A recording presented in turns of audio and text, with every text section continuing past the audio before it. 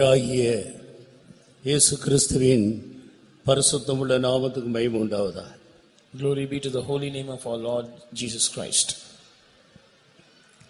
பிரியமானவர்களே, எங்களுடைய அழைப்பை ஏற்று எங்களுடைய இந்த கன்வென்ஷன் கூட்டங்களின் இரண்டாம் நாள் மாலை வருகை தந்திருக்கிற உங்கள் யாவரையும் உன்னதமான இயேசு கிறிஸ்துவின் இனிய நாமத்தில் ஒரு முறை கூட உங்களை அன்போடு வரவேற்கிறோம். We warmly greet and welcome all of you in our sweet and loving name of our Lord Jesus Christ for having accepted our invitation to participate in the second evening of our series of convention meetings.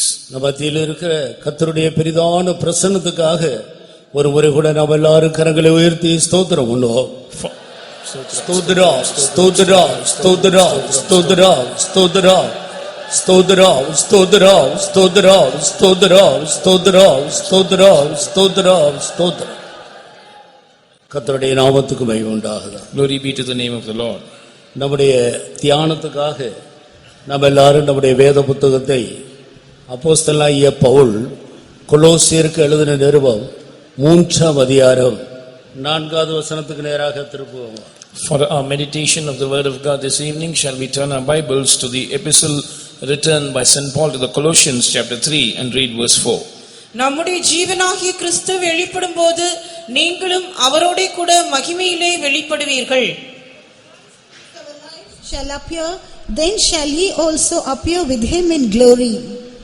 நம்முடைய ஜீவனாகிய கிறிஸ்து வெளிப்படும்போது நீங்களும் அவரோடு கூட மகிமையிலே வெளிப்படுவீர்கள். When Christ who is alive shall appear, then shall ye also appear with him in glory. இந்த வேத வசனத்தில் கர்த்தராகிய இயேசு கிறிஸ்து சீக்கிரமாக மகிமையில் வெளிப்பட போகிறார் என்பதை பற்றி தெளிவாக இந்த வேத வசனம் நம்முடைய மனக்கண்களை பிரகாசிக்கக்கூடியதாக இருக்கிறது. This particular verse enlightens our eyes of understanding about the imminent return of our Lord Jesus Christ. அது மாத்திரமல்ல, நீங்களும் என்று ஒரு கூட்ட ஜனத்தை பார்த்து அவரோடு கூட மகிமையிலே வெளிப்படுவீர்கள் என்று பரிசுத்த பவுல் தெளிவாக எடுத்து சொல்லுகிறார். St. Paul clearly states that then shall ye also, he looks at a group of people and says, then shall ye also appear with him in glory. ஒரு காலத்தில் கர்த்தராகிய இயேசு வருவார் என்பது அது கிறிஸ்தவர்களுடைய ஏதோ அவர்களுடைய மத போதகத்தில் ஒன்று என்றுதான் பெரும்பாலாக எண்ணிக்கொண்டிருந்தார்கள். கிறிஸ்தவர்களுக்கு கூட அது வருவார் என்பது ஒரு சொப்பனம் போல காணப்பட்ட ஒரு காரியமாக இருந்தது. Once upon a time, people of other religions were of the opinion that the return of the Lord Jesus Christ is a part of Christian doctrine and that's all about it. Even Christians just thought about it as a dream. இப்பொழுதோ அது அப்படி அல்ல. But now it is not so. இயேசு கிறிஸ்துவினுடைய வருகைக்கான எல்லா அடையாளங்களும் பல விதங்களில் நிறைவேறிக் கொண்டிருக்கிறதையும் வேதத்தில் சொல்லப்பட்டிருக்கிறதான முன் அடையாளங்கள் பகிரங்கமாக நடந்து கொண்டிருக்கிறதையும் இன்றைக்கு எல்லா மனிதர்களும் காணக்கூடிய விதத்தில் காணப்படுகிறது. Today, every human being is able to see that the signs pertaining to the coming of the Lord Jesus Christ, the signs that would precede his coming are taking place very openly in front of everyone's eyes. சரித்திர ரீதியாக, விஞ்ஞான ரீதியாக, வேத வசனத்தின் தீர்க்கதரிசனங்களின் நிறைவேறுதலின் மூலமாக, எல்லாவற்றுக்கும் மேலாக ஆவிக்குரிய தேவ ஜனங்கள் தங்களுடைய சொந்த அனுபவத்தின் மூலமாக நிச்சயமாக இயேசு வருவார், நாம் அவரை சந்திப்போம் என்ற ஒரு இடத்துக்கு கடந்து வந்திருக்கிறோம். Historically, scientifically and prophetically from the Bible's viewpoint, the signs concerning the Lord's return are getting fulfilled. Not only that, we have come to a place where by our own experience, people of God are able to perceive that Jesus is coming soon. கர்த்தராகிய இயேசு கிறிஸ்து எப்படி பிறப்பார், பிறந்த பின்பு அவர் இந்த பூமியிலே எப்படி அவர் ஊழியம் செய்வார், என்ன செய்வார், ஜனங்கள் எப்படி அவரிடத்தில் நன்மையை பெறுவார்கள் என்பதை பற்றியெல்லாம் அவரை குறித்து முன் அறிவிக்கப்பட்ட எல்லா தீர்க்க தரிசனங்களும் ஒன்றும் தவறாமல் எல்லாம் நிறைவேறிக் கொண்டு வருகிறது. All the prophecies concerning the first coming of Jesus and how he would come to this earth, how he would do his ministry and how people would be benefited by his ministry were all fulfilled without one of them failing. அதேபோல இனிமேலும் என்ன நடக்கப் போகிறது என்பதை பற்றியும் வேதத்தில் மிக தெளிவாக தீர்க்கதரிசிகளின் மூலமாக அறிவிக்கப்பட்டிருக்கிறது. Not only that, what is going to happen hereafter in this world has also been foretold very clearly by the prophets in the Bible. அவைகளெல்லாம் அப்படியே நிறைவேறும் என்பதில் எந்த சந்தேகமும் இல்லை. There is no doubt that all those prophecies will be fulfilled as it was told. நிச்சயமாக கர்த்தராகிய இயேசு கிறிஸ்து வருவார். Surely the Lord Jesus would come. அவரைப் போல நிறைவான வளர்ச்சியை பெற்றுக்கொண்டதான ஒரு கூட்ட ஜனங்கள் அவரை மத்திய வானத்தில் சந்திக்க போகிறார்கள். One group of people who have attained his perfection will meet him in the mid-air. அதன் பிறகு 3.5 வருடங்கள் உபத்திரவ காலம் என்றும் அடுத்த 3.5 வருடங்கள் மகா உபத்திரவ காலங்கள் என்றும் 7 வருட உபத்திரவங்களை குறித்து அது சம்பவிக்கும் என்பது வேதத்தில் தெளிவாக எழுதப்பட்டிருக்கிற ஒரு காரியம். That would be followed by a 7-year tribulation period, 3.5 years of which would be tribulation, and the next 3.5 years would be great tribulation, and the word of God very clearly speaks about it. ஒருவரும் கிரியை செய்யக்கூடாத ஒரு ராக்காலமாக அது காணப்படும் என்றும் கர்த்தருடைய வசனத்தை கேட்கக்கூடாத ஒரு கடுமையான பஞ்ச காலமாக இருக்கும் என்றும் அந்த காலங்களை குறித்து வேதத்தில் எழுதப்பட்டிருக்கிறது. About those times it is written in the word of God that it would be a night where no man can work, and it would be a period of famine where one could not get to hear the word of God. கர்த்தருடைய வருகையில் எடுத்துக்கொள்ளப்படாமல் கைவிடப்பட்டதான ஜனங்கள் இதுபோல கூடி ஆராதிப்பதற்கான ஒரு வாய்ப்பும் அங்கே இருக்காது.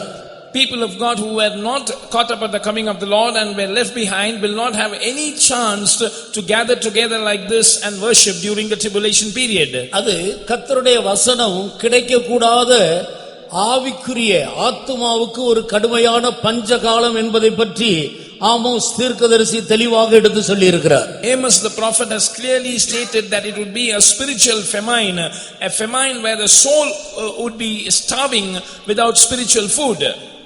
மகிமையிலே இயேசுவை சந்தித்ததான தேவனுடைய பக்தர்கள் 7 வருடங்கள் மத்திய வானத்தில் ஆண்டவரோடு மகிழ்ந்து கொண்டிருப்பார்கள். Men and women of God who have met Jesus in glory will rejoice with him for a period of 7 years.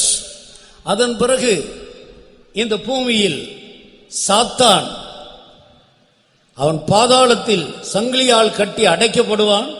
1000 வருடங்கள் இந்த பூமியில் கர்த்தராகிய இயேசு அவருடைய பரிசுத்தவான்கள் வந்து 1000 வருடம் அசைவில்லாத ஒரு ராஜ்யத்தை இந்த பூமியிலே செய்வார்கள். After that, Satan will be bound and cast into the bottomless pit for a period of 1000 years, where Jesus and his saints would come to this earth, and the saints in their resurrected body will reign with Jesus for a period of 1000 years. முழு உலகமெங்கும் ஒரே ஆட்சி நடைபெறும். Throughout the whole world there will be one single reign. அது நீதியான அரசாட்சியாக இருக்கும்.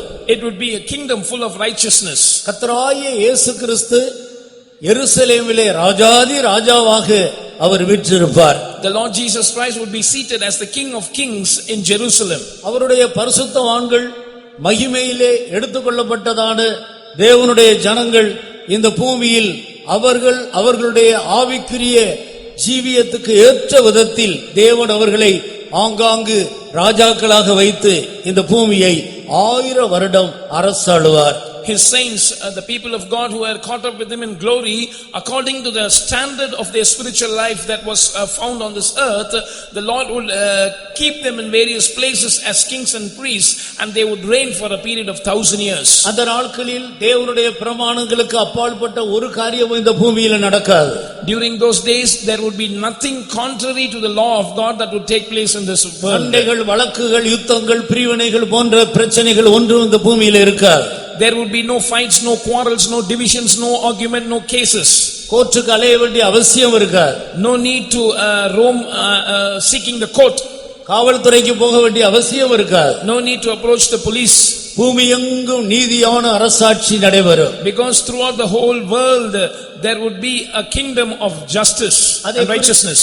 அதை குறித்து ஏசாயா 11ஆம் அதிகாரம் 35ஆம் அதிகாரம் 64ஆம் அதிகாரம் இந்த இடங்களிலெல்லாம் ஏசாயாவின் மூலமாக இந்த தீர்க்கதரிசனங்கள் தெளிவாக முன்னறிவிக்கப்பட்டிருக்கிறது.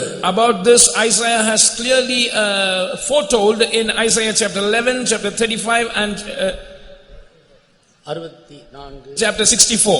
இப்படி பல இடங்களில் அதை குறித்து வேதத்தில் தெளிவாக நம்மால் காண முடியும். We can also find about that in many other places in the Bible. அதன் பிறகு இந்த பூமியில் ஒரு பெரிய யுத்தம் நடைபெறும். 1000 வருடம் முடியும் போது ஒரு பெரிய யுத்தம் நடைபெறும். When that millennium ends, at the end of that 1000 years, there will be a great war in this earth. அதன் பிறகு ஆண்டவர் இந்த பூமியையும் வானத்தையும் எல்லாவற்றையும் ஒழித்து விடுவார். புதிய வானம், புதிய பூமி, புதிய எருசலேம் என்றதான வரப்போகிறதான நித்திய ராஜ்யங்கள், அசைவில்லாத ராஜ்யங்கள் ஸ்தாபிக்கப்படும். After that war, the Lord would put an end to all this earth and heavens, and there would be a new earth, a new heaven, and new Jerusalem, unshakable kingdoms that will exist forever, for eternity. அந்த ராஜ்யத்துக்கு முடிவு இருக்காது. There would be no end for that kingdom. அந்த ராஜ்யம் நித்திய ராஜ்யம் என்று அழைக்கப்படுகிறது. That kingdom is called an eternal kingdom.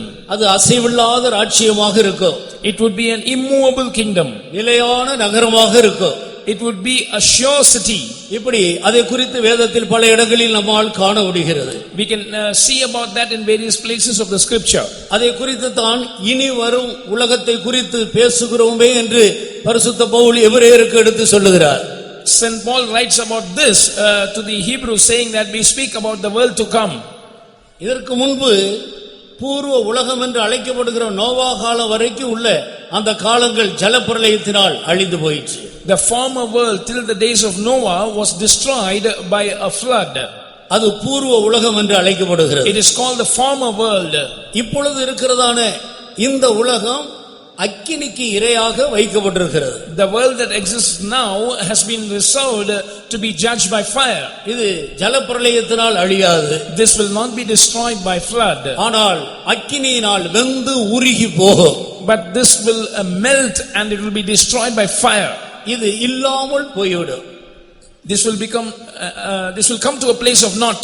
அதன் பிறகு ஆண்டவர் இனி வரப்போகிற உலகம் என்கிறதான ஒரு நித்திய அழியாத ராஜ்யத்தை ஆண்டவர் ஸ்தாபிப்பார். Then the Lord will establish a kingdom that is to come, and that is a kingdom which is immovable, that cannot be destroyed. அந்த ராஜ்யத்துக்காகத்தான் ஆண்டவர் எங்களையும் உங்களையும் அழைத்திருக்கிறார். The Lord has called us, we and you are called for the kingdom. ஆனபடியினால் நாம் எப்போதும் இனி வரப்போகிற அந்த உலகத்தை குறித்தே நாம் பேச வேண்டியவர்களாக இருக்கிறோம். So we are bound to speak always about the world or the kingdom that is to come. கர்த்தராகிய இயேசு இந்த பூமியில ஊழியம் செய்தபோது என்னுடைய ராஜ்யம் இந்த உலகத்துக்குரியது அல்ல என்று சொன்னார். When the Lord Jesus Christ was serving upon this earth, he said, my kingdom does not belong to this world. நான் உலகத்தான் அல்லாதது போல என்னை பின்பற்றுகிற நீங்களும் உலகத்தார் அல்ல. As I am not of the world, you who follow me are also not of the world. நாம் இனி வரும் உலகத்துக்காக அழியாத அசையாத அந்த ராஜ்யத்துக்காக நாம் இந்த பூமியிலே ஜீவிக்க வேண்டும் என்பதை அவர் முக்கியத்துவப்படுத்தினார். He emphasized that we must live in this world for that world that is to come, for that world that is incorruptible and eternal. ஆனபடியினால்தான் இந்த உலகத்துக்குரியதான காரியங்களில் நாம் அதிகமாக ஈடுபடுகிறதில்லை. Therefore we do not indulge much in things pertaining to this world. இந்த உலகத்தை அனுபவிக்கிறவர்கள் தகாத விதமாய் அனுபவிக்க கூடாது என்று எச்சரிக்கப்படுகிறோம். We are warned that they that use this world must not abuse it. கர்த்தருக்கு ஸ்தோத்திரம். Praise be to God. ஒரு தேவனுடைய மனிதன் தன்னுடைய புத்தகத்திலே இப்படி சொல்லியிருந்தார். A man of God has said like this in his book. தேவனுடைய பிள்ளைகள் இந்த பூமியிலே நம்முடைய குதிகாலை தூக்கி கொண்டு பெருவரல் ரெண்டுல நிற்கிறது போல அப்படித்தான் நிக்கணும். அவ்வளவுதான் நமக்கு இந்த பூமிக்கு உள்ள தொடர்பு என்பதை பற்றி அப்படி விளக்குகிறார். He explains the connection that we have with this earth, saying that we must be standing on our toes, we must be lifting the front portion of our feet and standing on our toes. பிரியமானவர்களே, Yes, beloved. நாம் இனி வரும் உலகத்தை குறித்து பேசுகிறவர்கள், அதை பற்றிய தரிசனத்தை பெற்றுக்கொண்டவர்கள். We speak about the world to come and we have received a vision about that world. ஆனபடியால் அந்த உலகத்துக்கு ஏற்ற விதத்தில் இந்த பூமியில இருக்கும் பொழுது நம்மை அதற்காகவே ஆயத்தப்படுத்திக் கொள்ள வேண்டியவர்களாக இருக்கிறோம். So when we are on this earth, we have to prepare ourselves for that world. அதற்காகத்தான் கர்த்தராகிய இயேசு கிறிஸ்து பரலோகத்திலிருந்து இந்த பூமிக்கு இறங்கி வந்தார். And it is for that purpose that the Lord Jesus Christ left heaven and came to this earth. மனிதன் ஆண்டவருடைய ஒரு பெரிதான நித்திய நோக்கத்தின்படி சிருஷ்டிக்கப்பட்டவர். Man is created after a sublime and eternal purpose of God. ஆண்டவர் எங்கே இருக்கிறாரோ அங்கே அவரோடு கூட சதாகாலமும் இருக்கும்படியாக அவன் சிருஷ்டிக்கப்பட்டார். He was created so that he can be with God eternally in that very same place where God is. அந்த நோக்கத்திலிருந்து ஆதி மனிதனாகிய ஆதாமும் ஏவாளும் விழுந்து விட்டார்கள். The first man, Adam and Eve, fell from that purpose. சாத்தானால் மோசம் போய் சாத்தானுடைய தந்திரத்தினால் அவர்கள் வஞ்சிக்கப்பட்டு போனார்கள். They were deceived by the devil and they were deceived by the cunningness of the devil. அது முதற்கொண்டு ஆதாமும் ஏவாளும் பெற்றெடுத்த சந்ததியெல்லாம் ஒரு கெட்டுப்போன பாவ சந்ததியாகவே இந்த பூமியில் பிறந்து பலுகி பெருகி நோவா காலத்தில் முழு பூமி எங்கும் ஜனங்கள் நிறைந்திருந்தார்கள். Thereafter the generations that Adam and Eve begat were a sinful generation, and finally in the days of Noah this sinful generation had filled the world. இப்படிப்பட்டதான அந்த ஜனங்களை ஆண்டவர் இனி பூமியானது தேவனுக்கு முன்பாக அது சீர்கெட்டு போயிற்று, மனிதர்கள் ஏகமாய் கெட்டு போனார்கள் என்று சொல்லி ஆண்டவர் அந்த சந்ததியை ஜலப்பிரளயத்தினால் அழித்தார். So the Lord saw that the wickedness of man was great, and he was grieved that they were very wicked, and so he destroyed them by a flood. அதுதான் முதலாவது இந்த பூமியிலே மழை பெய்த சந்தர்ப்பமாக இருந்தது. That flood was the first instance when it rained on the earth. வானத்தின் மதகுகள் திறக்கப்பட்டது. The windows of heaven were opened. பூமியின் ஆழத்தின் ஊற்றுக்கண்கள் திறக்கப்பட்டன. And the fountains in the deep were opened. இப்படி ஜலம் பூமியிலே பெருகிக் கொண்டே இருந்தது. The waters were filling and abounding in the earth. அந்த நாட்களில் ஆண்டவர் நோவாவை கண்டார். நோவாவுக்கு கர்த்தருடைய கண்களில் கிருபை கிடைத்தது. During those days the Lord saw Noah, and Noah found grace in the eyes of God. நோவாவும் அவருடைய குடும்பத்தை சேர்ந்த 8 பேரும் அந்த ஜலப்பிரளயத்துக்கு தப்புவிக்கப்பட்டு பேழைக்குள்ளே காக்கப்பட்டார்கள். Noah and 8 of his family members were saved from that flood, and they were preserved in the ark. தேவனுடைய வார்த்தைக்கு நோவாவின் மூலம் சொல்லப்பட்ட எச்சரிப்புக்கு கீழ்ப்படியாதவர்கள் எல்லாம் ஜலப்பிரளயத்தினால் அழிக்கப்பட்டார்கள். And those who did not hearken to the words of Noah, to the words of warning that were spoken through him, they were destroyed by the deluge. அப்போதுதான் ஆண்டவர் நோவாவோடு ஒரு உடன்படிக்கை பண்ணினார். Then the Lord made a covenant with Noah. அதுதான் வானத்திலே காணப்படுகிற மழைக்கு பின்பு காணப்படுகிற வானவில். That covenant is the rainbow that we see after the rain on the sky. பயப்பட வேண்டாம், இனி ஜலப்பிரளயத்தினால் இந்த பூமியை அழிக்க மாட்டேன் என்று ஆண்டவர் ஒரு உடன்படிக்கை பண்ணினார். The Lord made a covenant saying that you need not be afraid, because I will not destroy this earth hereafter by a flood. ஆனால் அழிக்க மாட்டேன் என்று ஆண்டவர் சொல்லாமல் ஜலப்பிரளயத்தினால் அழிக்க மாட்டேன் என்றார். The Lord did not say that I will not destroy this earth. He said I will not destroy this earth by a flood. மறுபடியுமாக நோவாவின் குடும்பம் இந்த பூமியில் பலுகி பெருகினார்கள். Once again Noah's generation, they multiplied upon this earth. பெருகி இன்றைக்கு சுமார் 750 கோடி ஜனங்கள் இந்த பூமியிலே ஜீவித்துக் கொண்டிருக்கிறோம். These generations have so much multiplied that today we are about 750 crore people living on the face of this earth. கர்த்தராகிய இயேசு சொன்னார், நோவா காலத்தில் நடந்தது போலவும் லோத்து காலத்தில் நடந்தது போலவும் மனுஷகுமாரன் வரும் காலத்தில் நடக்கும் என்று சொன்னார். The Lord Jesus said, like it happened in the days of Noah and like it happened in the days of Lot, so will it happen in the days of the Son of Man.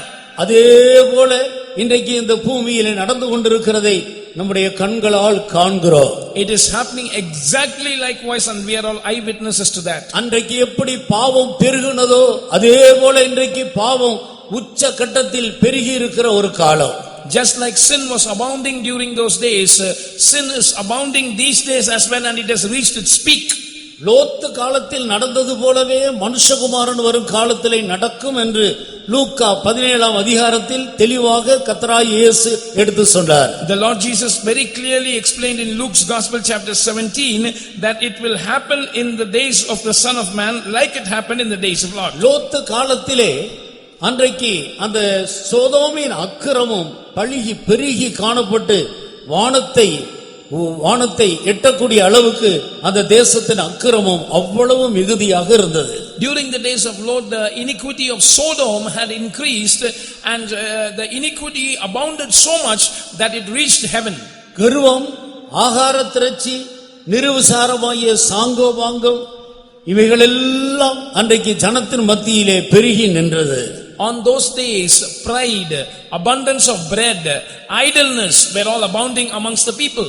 அவர்கள் ஏழை எளியவர்களுடைய கைகளை திடப்படுத்தவில்லை. They did not strengthen the hands of the fatherless and the poor. தங்களை உயர்த்தி கொண்டு ஜீவித்தார்கள். They exalted themselves. இவைகளை கண்டபோது நான் அவர்களை ஒழித்து விட்டேன் என்று ஆண்டவர் சொன்னார். The Lord said, when I saw this, I have destroyed them. அதே போலதான் மனுஷகுமாரன் ஒரு காலத்தில் நடக்கும். Even so it will happen in the days of the coming of the Son of Man. அன்றைக்கு லோத்து காலத்தில் லோத்தையும் அவருடைய மனைவி 2 வாலிப பிள்ளைகள் இந்த 4 பேரை ஆண்டவர் சோதோம் குமராவில் இருந்து வெளியே கொண்டு போன பின்பு அந்த சோதோம் குமரா பட்டணத்தை அக்கினியினால் அழித்தார். During those days when the Lord brought out Lot's family, Lot and his wife and his 2 young daughters out of Sodom, he destroyed Sodom and Gomorrah by fire. அதே போலவே மனுஷகுமாரன் வரும் காலத்திலே நடக்கும். Even so it shall happen in the days of the coming of the Son of Man. இன்றைக்கு இருக்கிறதான ஜனங்களில் ஒரு சிறு கூட்டத்தை கர்த்தராகிய இயேசு கிறிஸ்து கர்த்தருடைய வருகையில் அவர்களை உயிரோடு மறுரூபமாக்கப்படுகிற ஒரு அனுபவத்துக்குள்ள கொண்டு போவார். Amongst the human beings who are alive on this earth today, a very small group of people will be transformed as they are alive at the coming of the Lord Jesus Christ. அதற்கு முன்பாக अनेक தேவனுடைய பிள்ளைகள் கிறிஸ்துவுக்குள் நித்திரை அடைந்து விடுவார்கள். Before that, many children of God will die in Christ. இன்றைக்கு எத்தனையோ பேர் எதிர்பாராத விதத்தில் अनेक தேவனுடைய பிள்ளைகள் கிறிஸ்துவுக்குள்ள மரித்து இந்த பூமியை விட்டு போய் கொண்டே இருக்கிறார்கள். Today we are able to find that many children of God are facing unexpected death and they are entering into the kingdom of God. ஒரு சிறு கூட்டம் வரும்போது ஆண்டவர் அவர்களை உயிரோடு மறுரூபமாக்குவார். When this amount reduces to a very small group of people, the Lord will transform them alive. கிறிஸ்துவுக்குள் மரித்தவர்கள் முதலாவது எழுந்திருப்பார்கள். They that are dead in Christ will arise first. பின்பு உயிரோடு இருக்கிறவர்கள் கிறிஸ்துவுக்குள்ளே ஜீவிக்கிறவர்கள் மறுரூபமாகி மத்திய வானத்துக்கு எதிர்கொண்டு போவார்கள். Then they that are alive and remain in Christ will be transformed and they will go to meet the Lord in the midair. இவ்விதமாக நாம் என்றென்றைக்கும் அவரோடு கூட இருப்போம்.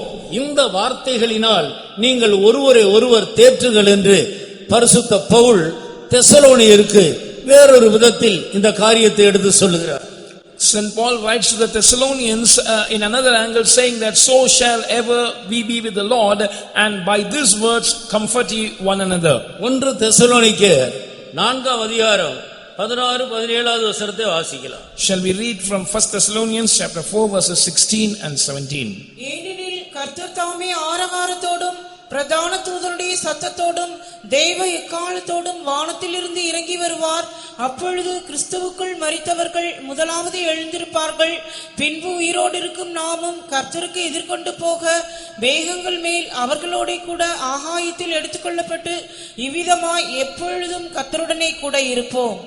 The Lord himself shall descend from heaven with a shout, with the voice of the archangel, and with the trump of God, and the dead in Christ shall rise first. Then we which are alive and remain shall be caught up together with him in the clouds to meet the Lord in the air, and so shall we ever be with the Lord. இவ்விதமாக எப்போது கர்த்தருடனே கூட இருப்போம். So shall we ever be with the Lord. எப்போது கர்த்தருடனே கூட இருப்போம். we shall ever be with the Lord.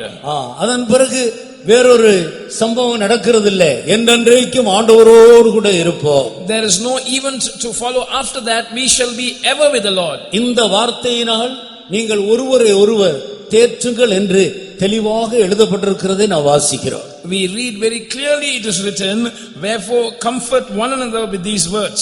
பிரியமானவர்களே, இப்படி ஒருவரை ஒருவர் தேற்றிக் கொண்டு ஜீவிக்கக்கூடிய ஒரு கடைசி நேரத்தில் நான் வந்திருக்கிறோம்.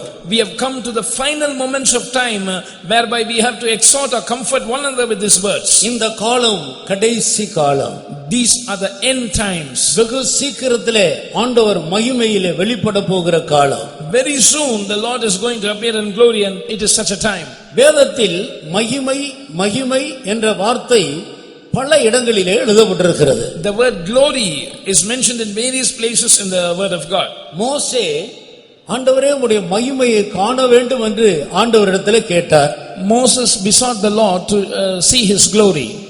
தாவீது ராஜா கர்த்தரிடத்தில் ஒன்றை நான் கேட்டேன், அதையே நாடுவேன், உம்முடைய மகிமையை நான் காண வேண்டும்.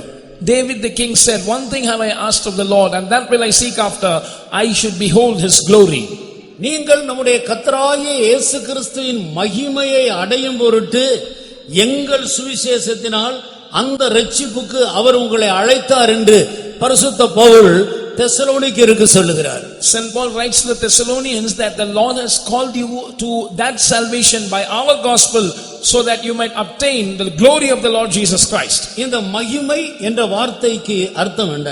What is the meaning of this word glory? பிரியமானவர்களே, ஆண்டவர் மோசேயை அழைத்து என்னுடைய மகிமையை நான் காட்டுவேன் என்று சொல்லி மலையின் மேல் குறித்த ஒரு இடத்துக்கு அதிகாலையில் ஏறு வரும்படியாக சொன்னார். The Lord called Moses and told him that he would show his glory, and he invited him to come to the top of a mount early in the morning. அப்போது மோசே அங்க போய் காத்திருந்தார். கர்த்தர் அவருக்கு முன்பாக அவருடைய மகிமை கடந்து போனது. Moses was waiting upon the Lord there, and the glory of the Lord passed before Moses. மோசேயுடைய முகத்தை ஆண்டவர் கரத்தால் மறைத்தார். The Lord covered the face of Moses by his hand. நீ என்னுடைய முன்பகுதியை பார்க்க மாட்டாய். You shall not see my face or my front portion. நான் கடந்து போன பின்பு என்னுடைய கரத்தை நான் எடுத்து விடுவேன், நீ என்னுடைய பின்பகுதியை பார்ப்பாய். After I pass from before you, I will take away my hand that is covering you, and you shall see my rear parts. அப்படி செய்தபோது மோசே ஆண்டவருடைய பின்பகுதியை பார்த்தார். When the Lord did so, Moses was able to see the back of the Lord. அதை மோசே எப்படி வர்ணிக்கிறார் என்று பாருங்கள். Look at how Moses describes it. மோசே கேட்டுக்கொண்டது கர்த்தருடைய மகிமையை பார்க்க வேண்டும் என்று. Moses' prayer or his request was to see the glory of the Lord. ஆண்டவர் மகிமையை காட்டுவேன் என்று சொல்லி அழைத்தார். The Lord called him, saying that I would show you my glory. கர்த்தருடைய மகிமையை மோசே எந்த விதத்தில் கண்டு அதை விவரிக்கிறார் என்று பாருங்கள். Look at how Moses had a glimpse of his glory, and how does he describe it? யாத்ராகமம் 34ஆம் அதிகாரத்தை நான் பார்க்கும் பொழுது, When we look at Exodus chapter 34, 6வது வசனத்தை வாசி. read verse 6. கர்த்தர் அவனுக்கு முன்பாக கடந்து போகிற போது அவர் கர்த்தர் கர்த்தர் இரக்கமும் கிருபையும் நீடிய சாந்தமும் மகா தயையும் சத்தியமும் உள்ள தேவன். The Lord passed by before him and proclaimed, the Lord God, merciful and gracious, long-suffering and abundant in goodness and truth. அடுத்த வசனத்தை வாசி. 1000 தலைமுறைகளுக்கு இரக்கத்தை காக்கிறவர், அக்கிரமத்தையும் மீறுதலையும் பாவத்தையும் மன்னிக்கிறவர், குற்றவாளியை குற்றமற்றவனாக விடாமல் பிதாக்கள் செய்த அக்கிரமத்தை பிள்ளைகளிடத்திலும் பிள்ளைகளுடைய பிள்ளைகளிடத்திலும் 3ஆம் 4ஆம் தலைமுறை மட்டும் விசாரிக்கிறவர் என்று கூறினார். கர்த்தருக்கு ஸ்தோத்திரம். Praise be to God. கர்த்தருடைய மகிமையை மோசே கூறுகிற விதத்தை கவனித்து பாருங்கள். Look at how Moses describes the glory of God. அவர் கர்த்தர், The Lord. அவர் இரக்கமும் மன உருக்கமும் நீடிய சாந்தமும் மிகுந்த கிருபையும் உள்ள தேவன். He is merciful and gracious, long-suffering and abundant in goodness and truth. Our மன்னிக்கிறவர். He is the one who forgives, 1000 தலைமுறை வரைக்கும் இரக்கத்தை காக்கிறவர். keeping mercy for thousands. அவர் நீதியுள்ள தேவன், நீதியாய் நியாயத்தீர்ப்பு செய்வார். He is a righteous God who will judge righteously. குற்றமற்றவனை குற்றம் இல்லாதவனாக செய்ய மாட்டார், குற்றம் உள்ளவனை குற்றமற்றவனாக செய்யவும் மாட்டார். He will by no means clear the guilty or accuse the innocent. இதுதான் ஆண்டவருடைய மகிமை என்று சொல்லி மோசே விவரிக்கிறார். Moses describes this, calling it the glory of God. ஏன் ஆண்டவர் முன்பகுதியை காட்டவில்லை? Why didn't the Lord show him his front? முன்பகுதி பழைய ஏற்பாட்டு காலத்தில் உள்ள பரிசுத்தவான்களுக்குரியது அல்ல. The front portion of the Lord is not meant to be seen by the Old Testament saints. அது கர்த்தராகிய இயேசு கிறிஸ்துவின் மூலமாய் இரட்சிக்கப்பட்டு அபிஷேகம் பெற்று அவருடைய நிறைவான வளர்ச்சியை பெற்றுக்கொள்கிற தேவ ஜனங்களுக்கு உரியது. It belongs to the people of God who are saved through the Lord Jesus Christ and those who have received the anointing. பின்பகுதியே இவ்வளவு விசேஷமாக இருந்தால் முன்பகுதி இன்னும் எத்தனை அதிகமாக இருக்க வேண்டும்? If the rear portion was so glorious, look at how special would be the front portion of the Lord. இதிலிருந்து மகிமை என்ற வார்த்தையினுடைய பொருள் என்ன என்பதை நாம் விளங்கிக் கொள்கிறோம். From this we are able to understand what is the meaning of the word glory. கிறிஸ்துவனுடைய எல்லா திவ்ய சுபாவங்களையும் ஒன்றாக சேர்த்தால் அவைகளுக்கு பேர்தான் மகிமை.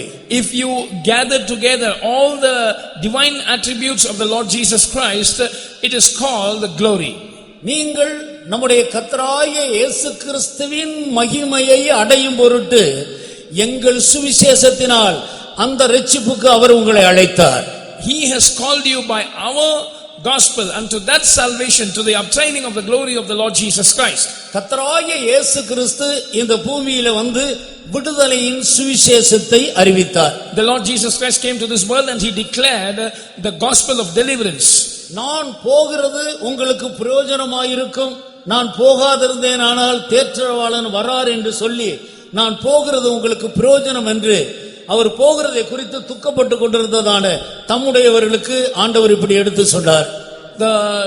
His own people who were grieved at his departure, the Lord said, it would be profitable for you that I go, because if I go not, I cannot send you the comforter. கர்த்தராகிய இயேசு கிறிஸ்து விடுதலையை ஜனத்துக்கு அறிவித்து பாவத்திலிருந்து, சாபத்திலிருந்து, நோயிலிருந்து, துக்கத்திலிருந்து, பிரச்சனைகளிலிருந்து, மரண பயத்திலிருந்து விடுதலையை கொடுத்து அவர் பரலோகத்துக்கு எடுத்துக்கொள்ளப்பட்டார். The Lord Jesus Christ pronounced the gospel of deliverance to the people, and he gave them deliverance from sickness and curse and problem and sorrow and the fear of death and sin, and he was taken up to heaven after his death and resurrection. இப்பொழுது அவர் பரலோகத்துக்கு போய் அங்கிருந்து பரிசுத்த ஆவியானவரை இந்த பூமிக்கு அனுப்பி வைத்தார். Now he has gone up to the heavens and he has sent the Holy Spirit from there. இந்த பரிசுத்த ஆவியானவர் இந்த பூமியில் மனிதர்களுக்கு உள்ளே வந்து வாசம் பண்ணுகிறார். This Holy Spirit comes to dwell within man on this earth. அவர் ஆவியா இருக்கிறபடியால் அவரை அநேகர் காண முடிகிறதில்லை, விசுவாசிக்க முடிகிறதில்லை. Because he is a spirit, many are not able to see him or believe him. ஆனால் அவர் அபிஷேகம் பெற்ற ஒவ்வொரு தேவனுடைய பிள்ளைகளுக்குள்ளேயும் வாசமா இருக்கிறார். But he dwells within every spirit baptized child of God. இவர் மகிமையின் சுவிசேஷத்தை தம்முடைய அப்போஸ்தலர்கள் மூலமாக சபைக்கு அறிவித்துக் கொண்டே வருகிறார். This Holy Spirit through his apostles is proclaiming the glorious gospel to his church. அதைத்தான் பரிசுத்த பவுல் எங்கள் சுவிசேஷம் என்று இந்த மகிமையின் சுவிசேஷத்தை அறிமுகப்படுத்துகிறார். Saint Paul introduces this glorious gospel saying that it is our gospel. இது அப்போஸ்தலர்களுக்கு ஒப்புவிக்கப்பட்ட ஒரு சுவிசேஷமாக இருக்கிறது. This is a gospel that has been handed over into the hands of the apostles. இயேசு கிறிஸ்து விடுதலையின் சுவிசேஷத்தை கொண்டு வந்தார். பரிசுத்த ஆவியானவர் மகிமையின் சுவிசேஷத்தை கொண்டு வந்தார். The Lord Jesus Christ brought with him the gospel of deliverance, and the Holy Spirit he brought the gospel of glory. அதைத்தான் அப்போஸ்தலர் நடவடிக்கையின் புத்தகத்திலிருந்து சொல்லப்பட்டிருக்கிற எல்லா நிருபங்களிலேயும் இந்த மகிமையின் சுவிசேஷம் தான் அதிகமாக அறிவிக்கப்பட்டு வருகிறது. Right from the Acts of the Apostles, the epistles that follow it all speak much about this glorious gospel. இந்த சத்தியத்துக்கு தங்களை ஒப்பு கொடுக்கிற தேவனுடைய பிள்ளைகளை ஆண்டவர் அவருடைய மகிமையின் முன்பகுதிக்கு ஆயத்தப்படுத்துகிறார். The children of God who yield themselves to this glorious gospel, the Lord is preparing them to see his front. ஆனபடியால்தான் இந்த கிருபையின் காலத்தில் கர்த்தராகிய இயேசு கிறிஸ்து இந்த பூமியில் வந்து மரித்த பிறகு தேவனுடைய பிள்ளைகள் இந்த மகிமையின் சுவிசேஷத்தை அறிந்து அதற்கு தங்களை ஒப்புக் கொடுக்க வேண்டும். Therefore, in this dispensation of grace, after the coming of the Lord to this world for the first time and his death on the cross, people of God must surrender themselves to this glorious gospel. பரிசுத்த ஆவியானவர் மேல் வீட்டறையிலே இறங்கினார். அன்றைக்கு தேவனுடைய அப்போஸ்தலர்களும் அங்கே கூடியிருந்ததான 120 பேரும் இந்த பரிசுத்த ஆவியினால் நிரப்பப்பட்டார்கள். When the Holy Ghost came down to this earth and descended upon the upper chamber, the 120 including the apostles who were gathered there were full of the Holy Spirit. முதலாவது இந்த பரிசுத்த ஆவியானவரை பெற்றுக்கொண்ட பிறகு அப்போஸ்தலனாகிய பேதுரு எருசலேமிலே இதுபோல ஒரு சுவிசேஷ கூட்டத்தை நடத்தினார். After receiving the Holy Spirit, the first gospel meeting was conducted in Jerusalem by Apostle Peter. திரளான ஜனங்கள் அங்கே கூடி வந்தார்கள். A great multitude had gathered there. தைரியமாக பரிசுத்த ஆவியில் நிறைந்தவராக இந்த சுவிசேஷத்தை அவர்களுக்கு அறிவித்தார். Being full of the Holy Ghost, he boldly declared this gospel to them. சத்தியத்தை கேட்ட ஜனங்கள் ஏறக்குறைய 3000 பேர் இருதயத்தில் குத்தப்பட்டவர்களாகி நாங்கள் என்ன செய்ய வேண்டும் என்று வந்து கேட்டார்கள். Those who heard the truth, almost 3000 of them were pricked in their hearts and they came forward and asked, "Brethren, what shall we do?" இயேசு கிறிஸ்துவை கொலை செய்தது நாங்கள்தான். It is true that we are the ones who are guilty of the Lord's death. எங்களுடைய பாவங்களின் நிமித்தம்தான் அவர் கல்வாரியில் மரித்தார். He died on Calvary because of our sins. ஆனபடியால் நாங்கள் அதை உணர்கிறோம். We realize that. நாங்கள் தான் குற்றவாளிகள். We are guilty. நாங்கள் என்ன செய்ய வேண்டும்? What should we do now? அப்பொழுதுதான் அப்போஸ்தலனாகிய பேதுரு அவர்கள் செய்ய வேண்டிய அவர்கள் நடக்க வேண்டிய வழியை தெளிவாக எடுத்து சொல்லுகிறார். So Peter clearly describes what they must do, the way that they must walk thereafter. அதை அப்போஸ்தலர் நடவடிக்கையின் புத்தகம் 2ஆம் அதிகாரம் 37வது வசனத்திலிருந்து நான் படிக்க முடியும். We can read about that from Acts chapter 2 verses 37 onwards. நீங்கள் ஒவ்வொருவரும் மனம் திரும்பி பாவ மன்னிப்புக்கென்று ஞானஸ்நானம் பெற்றுக்கொள்ளுங்கள். Repent ye therefore every one of you and receive baptism for the forgiveness of sin in the name of the Lord Jesus Christ. அதன் பிறகு பரிசுத்த ஆவியுடைய வரத்தை நீங்கள் பெறுவீர்கள். Then ye shall receive the gift of the Holy Ghost. அதன் பிறகு அப்போஸ்தலருடைய உபதேசத்திலும் அந்யோன்யத்திலும் அப்பம்புக்குதலிலும் ஜெபம் பண்ணுவதிலும் நீங்கள் உறுதியாய் அங்கே தரித்திருக்க வேண்டும். After that you must continue steadfastly in the apostles' doctrine and fellowship and in breaking of bread and in prayers. அதனுடைய அர்த்தம் என்ன? What is the meaning of this? நீங்கள் கிறிஸ்து இயேசுவின் மகிமையை பெற்றுக்கொள்ளும்படியாக இந்த அனுபவத்தில் நீங்கள் அப்போஸ்தலர்களோடு தரித்திருக்க வேண்டும். For you to receive the glory of the Lord Jesus Christ, you must abide in this experience along with the apostles. பிரியமானவர்களே, Yes, beloved ones. நாம் கர்த்தராகிய இயேசு கிறிஸ்துவின் மகிமையை பெற்றுக்கொள்ளும்படி அழைக்கப்பட்டிருக்கிறோம். We have been called to receive the glory of the Lord Jesus.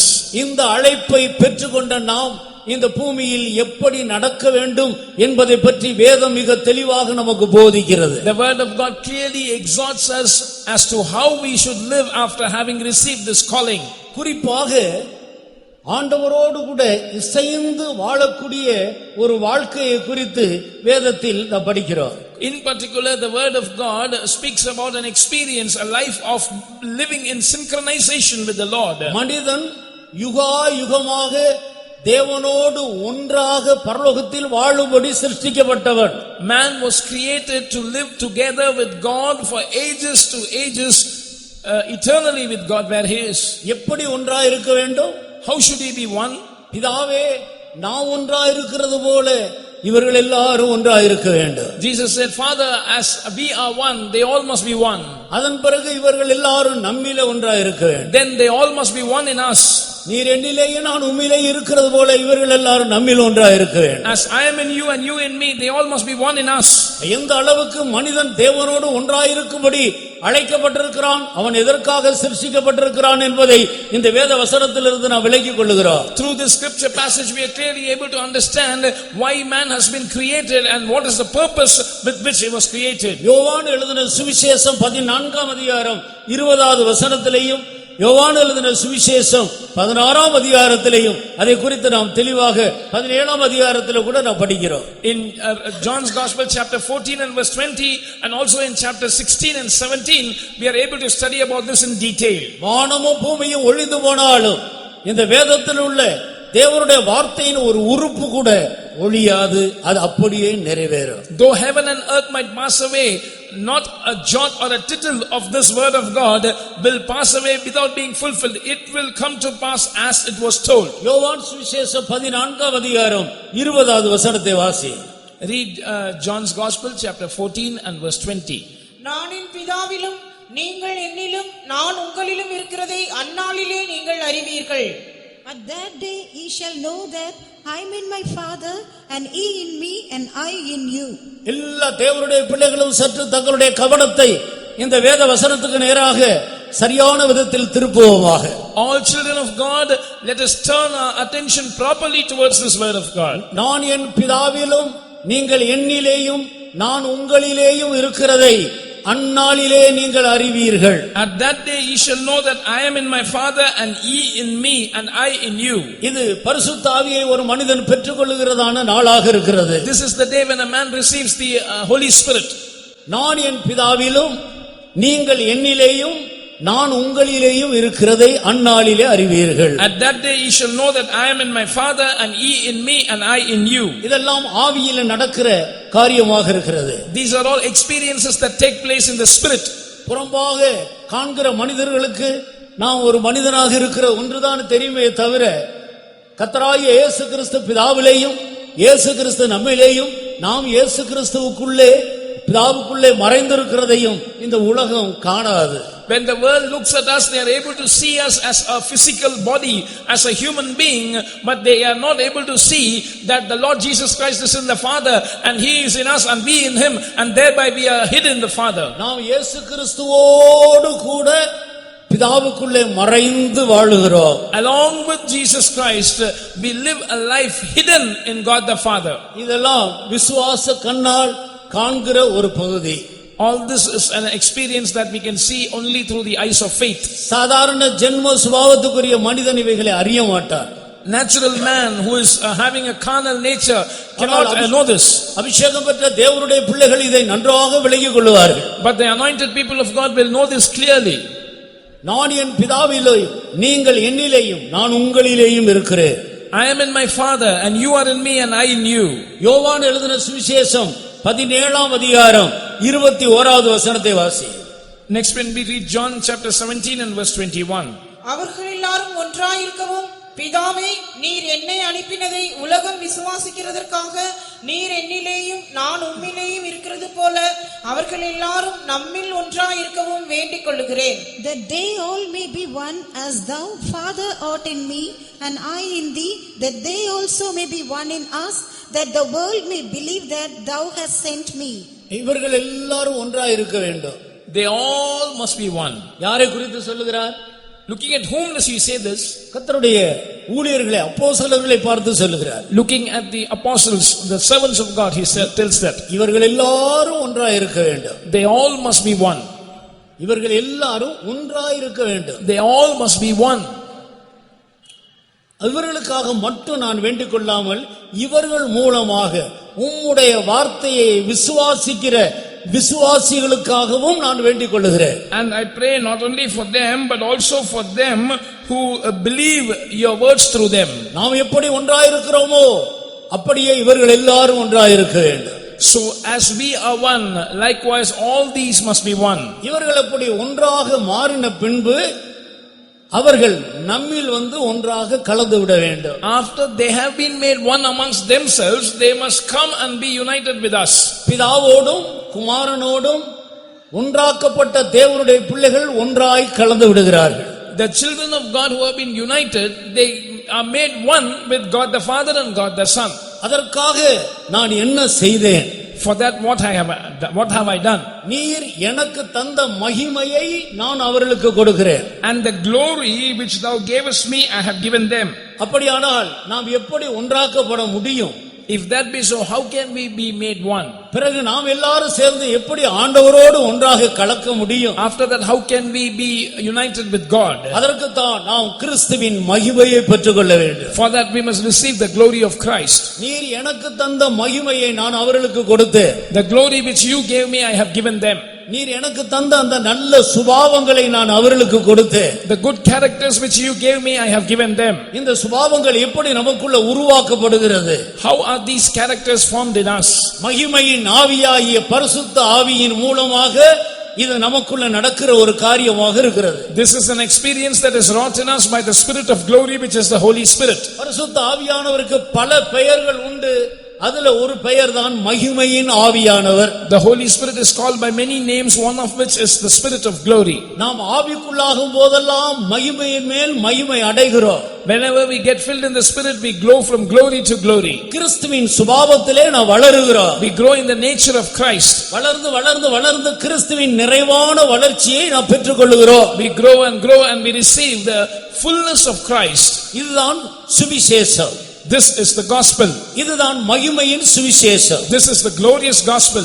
இது இந்த கடைசி நாட்களில் அப்போஸ்தலர்களுக்கு வெளிப்படுத்தப்பட்ட சுவிசேஷம். This is the gospel that has been declared to the apostles in these last days. இந்த ரகசியம் இப்பொழுது வெளிப்படுத்தப்பட்டது போல முற்காலங்களில் வெளிப்படுத்தப்படவில்லை. This mystery was not revealed in the days past as it is revealed now. ஆனபடியினால் அருமையான தேவனுடைய ஜனமே, So beloved people of God, நாம் ஆண்டவரோடு ஒன்றாக்கப்படும்படியாக சரியான அப்போஸ்தலருடைய உபதேசத்திலும் அந்யோன்யத்திலும் அப்பம் பிக்குவதிலும் ஜெபம் பண்ணுவதிலும் உறுதியாய் தரித்திருக்க வேண்டிய காரியத்தை நாம் எவ்வளவு முக்கியத்துவப்படுத்த வேண்டியவர்களாக இருக்கிறோம். look at how much importance we ought to give in being steadfast in the apostles' doctrine and fellowship and breaking of bread and prayer, so that we can be made one with God. கடந்த நாட்களிலே நாம் அந்த காரியங்களில் ஆண்டவருடைய இருதயத்துக்கு ஏற்ற விதத்தில் நடக்காமல் போனது நிமித்தம்தான் இப்படிப்பட்டதான இந்த லாக்டவுன் பீரியட் வந்தது. This lockdown was the result of our failure to continue steadfastly in those experiences. எங்கேயும் அசைய விடாதபடி வீட்டுக்குள்ளேயே அடைக்கப்பட்டு பெய்தோமிலேயே அடைக்கப்பட்டு ஆண்டவரோடு மட்டும் உறவாடும்படியாக ஆண்டவர் நம்மை அப்படி ஒரு சிறை இருப்புக்குள்ள கொண்டு வந்தார். The Lord brought us into such a captivity and imprisonment so that we cannot move to the left or right, but we were locked up in our homes or faith homes, and we were able to commune only with God. இப்பொழுதோ படிப்படியாக ஆண்டவருடைய பெரிய கிருபையினால் அந்த சிறையிருப்பிலிருந்து நாம் வெளியே வந்து கொண்டிருக்கிறோம். Now step by step, by the grace of God, we are coming out of that captivity. சரியான ஒரு தீர்மானத்தோடு இனி உள்ள காலங்களில் நாம் ஒரு சரியான ஜீவியத்தை செய்வதற்கு நாம் தீர்மானிக்க வேண்டும். So with a proper decision, we must make a decision to live a proper life in the days to come. அப்படி தீர்மானித்து ஒப்புக் கொடுக்கிற ஜனத்தை அபிஷேகத்துக்கு மேல அபிஷேகத்தை ஊற்றி மகிமையின் மேல் மகிமைக்குள்ளே அவர்களை ஆண்டவர் வழிநடத்த போகிறார். So those who surrender themselves for this, the Lord is going to pour anointing upon them, and through that anointing he is going to take them from glory to glory. ஒரு கிறிஸ்தவன் இந்த பூமியில் சரீரத்தில் இருந்தாலும் அவன் ஆவியில் ஆண்டவரோடு எவ்வளவு இசைந்து ஜீவிக்க வேண்டும் என்பதை குறித்து வேதம் நமக்கு தெளிவாக போதிக்கிறது. The word of God clearly teaches us that though a Christian might be living physically in this world, in his spirit he must be attached to the Lord. குறிப்பாக 5 இசைவுகளை குறித்து வேதத்தில் நாம் வாசிக்கலாம். We read about 5 kinds of unity in the word of God. ஒன்று, ஒரு மனிதன் கிறிஸ்துவுக்குள் வருவதற்கு முன்பாக அவனுடைய இசைவு ஒரு வேசியோடு இசைந்திருக்கிற இசைவுக்கு ஒப்பிட்டு சொல்லப்பட்டிருக்கிறது. Before a man comes into Christ, his being joined is compared to being joined with an harlot. இதை தேவனுடைய பிள்ளைகள் சரியான ஸ்பிரிட்டில், சரியான ஆவியில், சரியான விதத்தில் விளங்கிக் கொள்ள வேண்டும். Children of God must understand this in this right spirit, with the right understanding. 1 கொரிந்தியர் 6ஆம் அதிகாரம் 16வது வசனத்தை வாசி. Read 1 Corinthians chapter 6 and verse 16. வேசியோடு இசைந்திருக்கிறவன் அவளுடனே ஒரே சரீரமாய் இருக்கிறான் என்று அறியீர்களா? இருவரும் ஒரே மாம்சமாய் இருப்பார்கள் என்று சொல்லி இருக்கிறதே. அடுத்த வசனம், அப்படியே கர்த்தரோடு இசைந்திருக்கிறவனும் அவருடனே ஒரே ஆவியாய் இருக்கிறான்.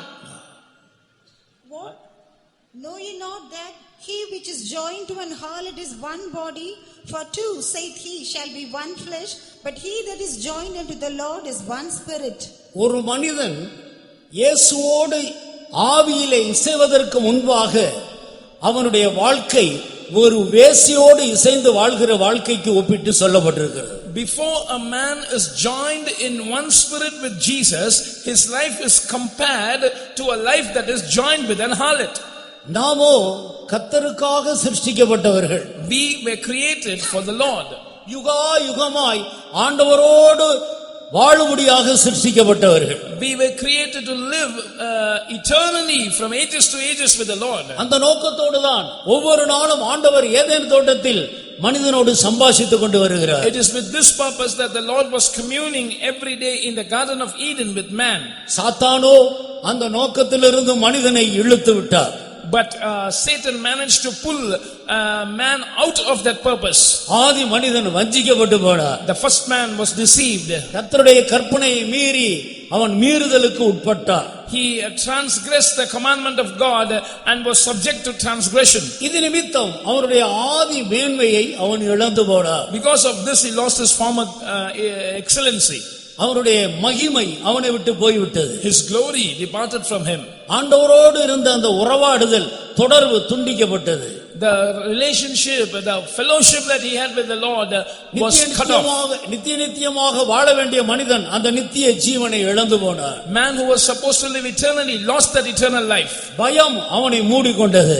Fear engulfed him. ஆண்டவருடைய சத்தத்தை கேட்க பயந்து ஒளித்துக் கொள்ளுகிறார். He was afraid to hear the voice of God and he hid himself.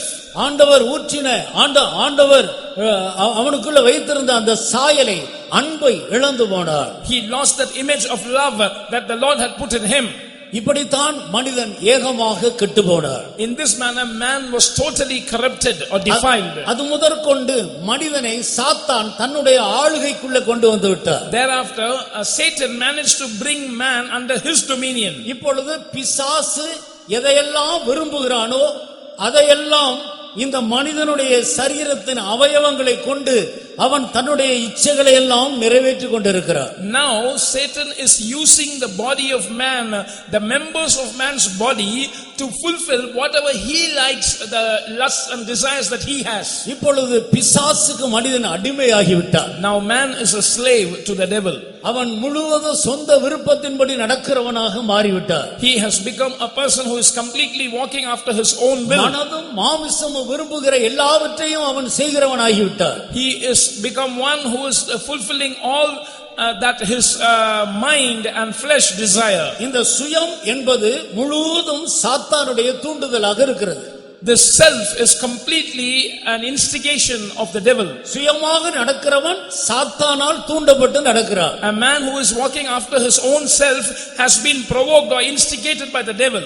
இப்படித்தான் மனிதன் பிசாசுக்கு அடிமையாகி அவனுடைய ஆளுகைக்கு உட்பட்டு விட்டார். In this manner man came under the dominion of Satan and became a slave to him. இருளின் அதிகாரத்துக்குரியவனாக காணப்படுகிறார். He is under the power of darkness. தான் விரும்புகிற நன்மையை அவனால் செய்ய முடியவில்லை.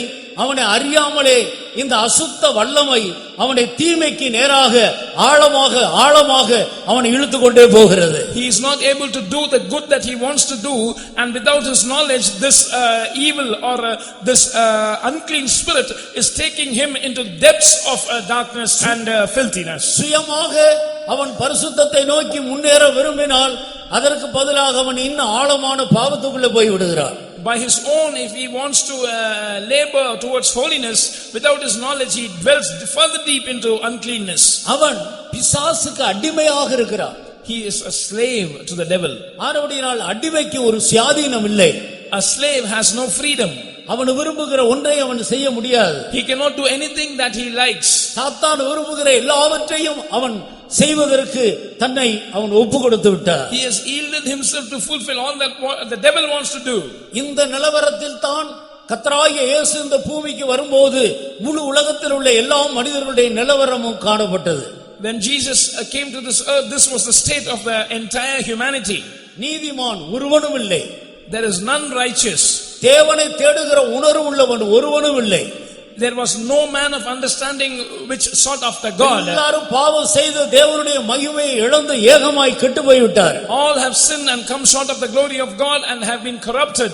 இவர்களுக்காகத்தான் கர்த்தராகிய இயேசு கிறிஸ்து இந்த மனிதனை மீட்கும்படி அவர் பரலோகத்திலிருந்து மனிதனாய் பிறந்து மனித இரத்தத்தை சிந்தினார். The Lord Jesus came down from heaven. He was born in the form of a human being and shed human blood for the redemption of such human beings. பாவங்களுக்கு அடிமையாய் இருக்கிற மனிதன் இயேசு கிறிஸ்துவின் இரத்தத்தின் மூலமாகத்தான் அந்த அடிமைத்தனத்தினின்று அவன் விடுதலையை பெற்றுக்கொள்ள முடியும். A man who is slave to sin can receive deliverance from that slavery to sin only by the blood of the Lord Jesus Christ. இயேசு அண்டையில் வருகிற வரைக்கும், கல்வாரி அண்டையில் அவன் வருகிற வரைக்கும் அவனுக்கு ஒருபோது விடுதலை இருக்காது. Till he comes to Jesus, till he comes near the cross, he can never have deliverance. சொந்த முயற்சியினால் யாதொரு விடுதலையும் எவ்வளவேனும் பெற்றுக்கொள்ள முடியாது. No man can receive any amount of deliverance by his own efforts. எந்த மனிதனும் ஒரு மனிதனுக்கு பாவத்திலிருந்து விடுதலையை கொடுக்கவும் முடியாது. Neither can another man give deliverance from sin to this man. இயேசு கிறிஸ்துவாலே அன்றி இரட்சிப்பு இல்லை. Except by the Lord Jesus Christ there is no salvation. அவருடைய இரத்தம் மட்டும்தான் மனிதனுடைய பாவங்களை அவனை விட்டு நீக்கி அவனை சுத்திகரிக்கிறது. Only the blood of Jesus Christ removes the sins of a man from him and cleanses them. அப்படி இயேசுவின் இரத்தத்தால் நான் சுத்திகரிக்கப்பட்டேன், என்னுடைய எல்லா பாவங்களிலிருந்து இயேசு என்னை விடுவித்தார் என்ற நிச்சயம் உள்ளவர்கள் கைகளை உயர்த்தி கர்த்தரை மகிமைப்படுத்துவார். Those who say that I have been cleansed by the blood of the Lord Jesus Christ and by his blood I have been delivered from all sins, let us lift up our hands and glorify God. Hallelujah. Hallelujah. சாட்சி சொன்ன அருமையான சகோதரனுடைய சாட்சியை கேட்டோமே. We heard the testimony of this beloved brother. அவரை விடுவித்தது யார்? Who delivered him? அவருடைய வாயின் கட்டுகளை அவிழ்த்தது யார்? Who broke the bonds of his mouth? அவருடைய பாவங்களை மன்னித்தது யார்? Who forgave his sins? அவர் எப்படி சமாதானத்தை பெற்றுக்கொண்டார்? How did he receive peace? இப்படிப்பட்ட விதத்தில் இயேசுவை ருசிக்காமல் ஒரு மனிதன் எல்லாவற்றையும் விட்டுவிட்டு அவருக்கு ஊழியம் செய்யும்படி அவரை பின்பற்ற முடியுமா? If a man does not taste Jesus in this manner, can he forsake his all and can he follow Jesus to serve him? ஆனபடியினால் அருமையான சகோதரனே சகோதரியே, Beloved brothers, sisters, விடுதலை குமாரனாகிய இயேசுவின் மூலமாகத்தான் கிடைக்கிறது. we receive deliverance only by the Son Jesus Christ. இந்த கர்த்தராகிய இயேசு கிறிஸ்துதான் வேசியோடு இசைந்திருக்கிற ஒரு மனிதனை விடுதலையாக்கி தன்னோடு இசைந்து கொள்ளும்படி அவனை வெளியே கொண்டு வருகிறார். This Lord Jesus Christ delivers a man who is united with a harlot and makes him come out of that unification to be joined with him. யாக்கோப்பு நிருபக்காரர் ஜனத்துக்கு நிருபத்தை எழுதும்போது, விபச்சாரரே விபச்சாரிகளே கேளுங்கள், உலக சிநேகம் தேவனுக்கு விரோதமான பகை என்று உலகத்தை நேசிக்கிறவர்களை எப்படிப்பட்ட ஒரு கடுமையான பெயரிட்டு சொல்லுகிறார் என்று பாருங்கள். Look at how James the apostle chides those who love the world by calling them adulterers and adulteresses. கண்களின் இச்சை, மாமிசத்தின் இச்சை, ஜீவனத்தின் பெருமை, இவைகளெல்லாம் சேர்ந்துதான் உலகம் என்று அழைக்கப்படுகிறது. The lust of eyes, the lust of the flesh and the pride of life together are called the world. இந்த உலகத்தை சிநேகிக்கிறவர்களை வேதம் விபச்சாரருக்கு விபச்சாரிக்கு ஒப்பிட்டு சொல்லுகிறது. Those who love this world, the word of God compares them to adulterers and adulteresses.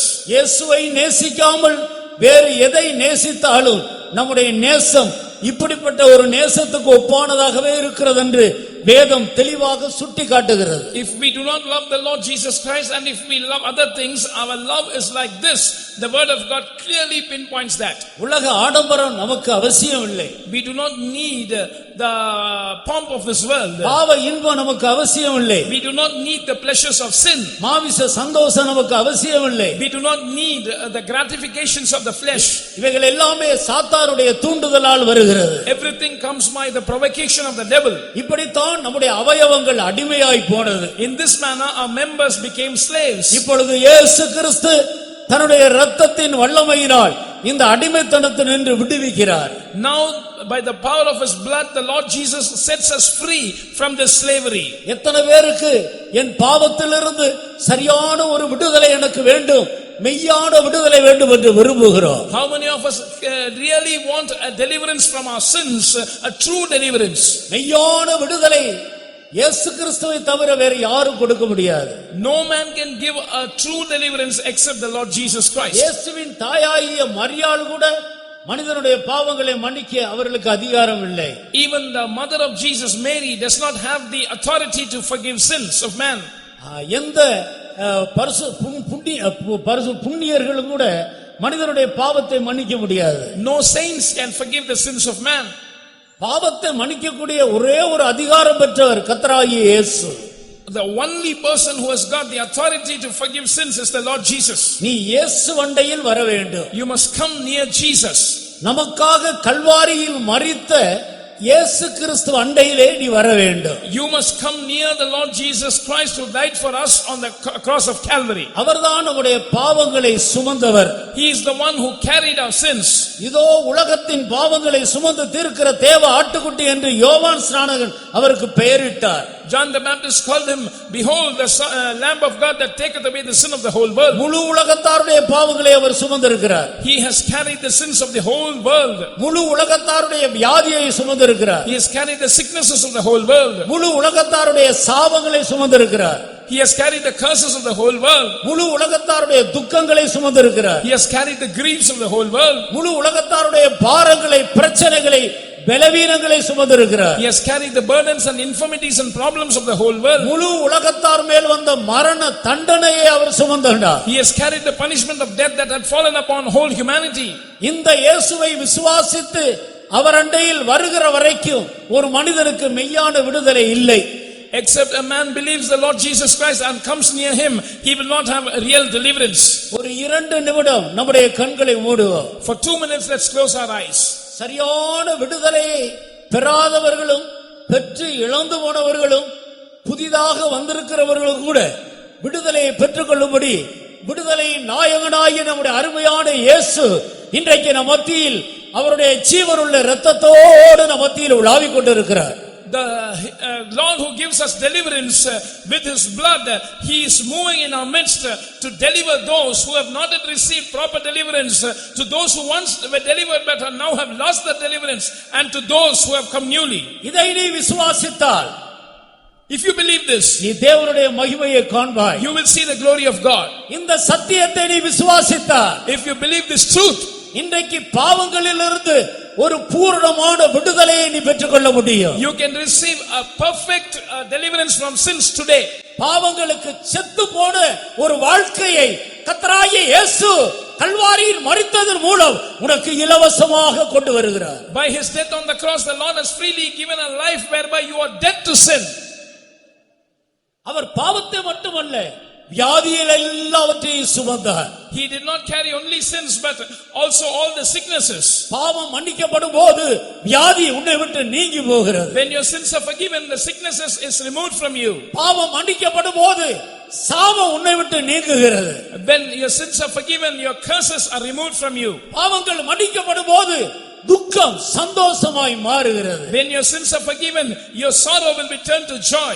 உண்மையான விடுதலையை விரும்புகிற ஒருவரும் தயவு செய்து கண்களை திறக்காதீர்கள். Those who want a true deliverance, none of you must open your eyes. நம்முடைய முழங்கால்களை முடக்குவோம். Let's be on our knees. கண்களை மூடி எனக்கு ஒரு மெய்யான விடுதலை வேண்டும் என்று ஆண்டவரை நோக்கி கூப்பிடுங்கள். Let's close our eyes and call unto the Lord saying, Lord, I want a real deliverance. குமாரன் நம் மத்தியிலே கடந்து வந்து கொண்டிருக்கிறார். The Son is walking in our midst. தாவீதின் குமாரன் நம் மத்தியிலே கடந்து வந்து கொண்டிருக்கிறார். The Son of David is walking in our midst. எத்தனை பேர் தங்களுடைய விசுவாச கண்ணால் இயேசு நம் மத்தியில் இறங்கி உலாவிக் கொண்டிருக்கிறதை காண்கிறீர்கள்? How many of you are seeing Jesus coming down in our midst and walking in our midst with your eyes of faith? இதை நீ விசுவாசித்தால், if you believe this, இன்றைக்கே இப்பொழுதே தேவனுடைய மகிமையை நீ காண்பாய். right today, right now, you will see the glory of God. தாவீதின் குமாரனே எனக்கு இரங்கும். Son of David, have mercy on me. தாவீதின் குமாரனே என் பாவங்களை மன்னியும். Son of David, forgive my sins.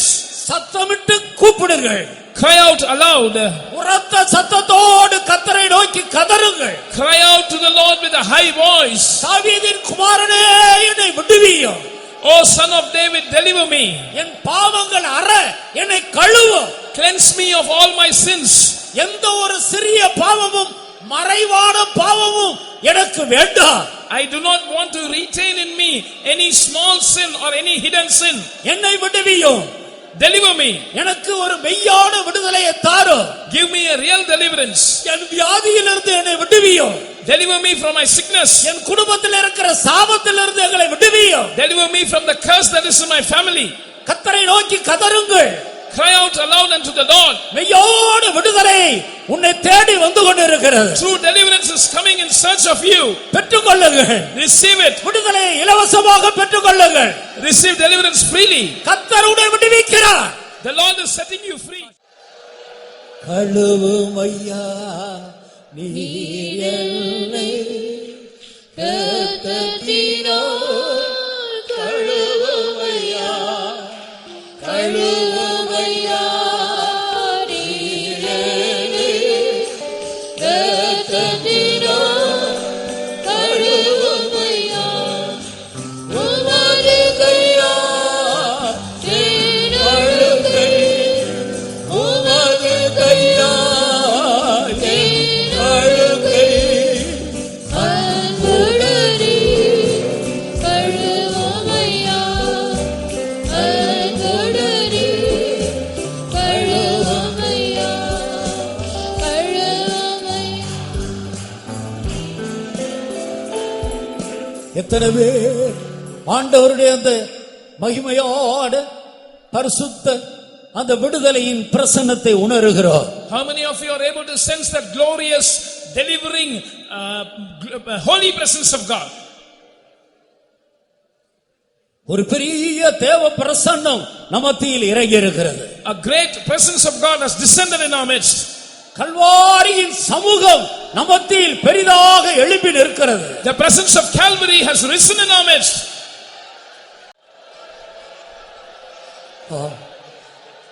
அருமையான தேவருடைய பிள்ளையே, Beloved child of God, கர்த்தராகிய இயேசு மெய்யான விடுதலையை விரும்பி அவரை நோக்கி என்னை விடுவியும் என்று கதறின உன்னை தன்னுடைய சொந்த இரத்தத்தால் 2 கரங்களை கொண்டு உன்னை கழுவிக்கொண்டே இருக்கிறார். Jesus is washing you with his own blood. By his 2 hands, you who were seeking true deliverance and you who were calling out saying, Lord, deliver me. இரத்தாம்பர சிவப்பாயிருந்த சிவேறிருந்த உன்னுடைய பாவ கரைகளை அவர் நீக்கி பஞ்சை போல உறைந்த மழையை போல அவர் உன்னை வெண்மையாக்கி இருக்கிறார். Your sins that were red as scarlet, he has washed them, he has cleansed them, and he has made you white as snow. அவர் உன்னை கழுவி விட்டார். He has washed you. அவர் உன்னை வெண்மையாக்கி விட்டார். He has made you white. உன்னை அழுத்திக் கொண்டிருந்த பாவ அழுத்த உன்னை விட்டு நீங்கி விட்டது. That weight of sin which was bogging you down has been removed. இப்போது அதை தொடர்ந்து உன்னுடைய வியாதியை நீக்கக்கூடிய அவருடைய தழும்புகளிலிருந்து வல்லமை இறங்கி வருகிறது. Now the power is coming from his stripes in order to heal your sicknesses. இயேசுவின் தழும்புகளின் வல்லமையை அனுபவியுங்கள். Receive, experience the power in the stripes of Jesus. பிரியமானவர்களே, உண்மையாய் விசுவாசித்த உன்னுடைய வியாதி உன்னை விட்டு ஒழிந்து போனது.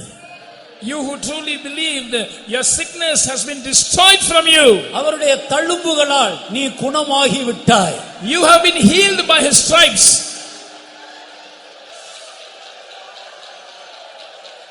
உன்னை தொடர்ந்து வந்த சாபங்கள், உன் குடும்பத்தை தொடர்ந்து வந்த சாப கட்டுகள் அவிழ்க்கப்படுகிறது. The curses that were following you, the bonds of curses that were following your family are being broken. சபிக்கப்பட்ட சிலுவையிலிருந்து வல்லமை இறங்கி உன் சாப கட்டுகளை அவிழ்க்கிறது. The power is coming down from the cursed cross and it is loosing your bands of curse.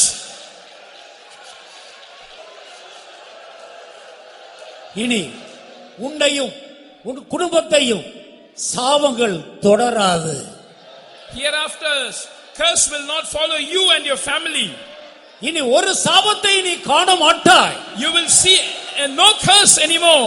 உன்னோடு போராடின இந்த வல்லமைகளை நீ தேடினாலும் காண மாட்டாய். The powers that were striving against you, though you search for them, you will not find them. சாவுகள் உன்னை விட்டு, குடும்பத்தை விட்டு, பிள்ளைகளை விட்டு நீங்கி போயிற்று. Curse has been removed from you, from your family, from your children.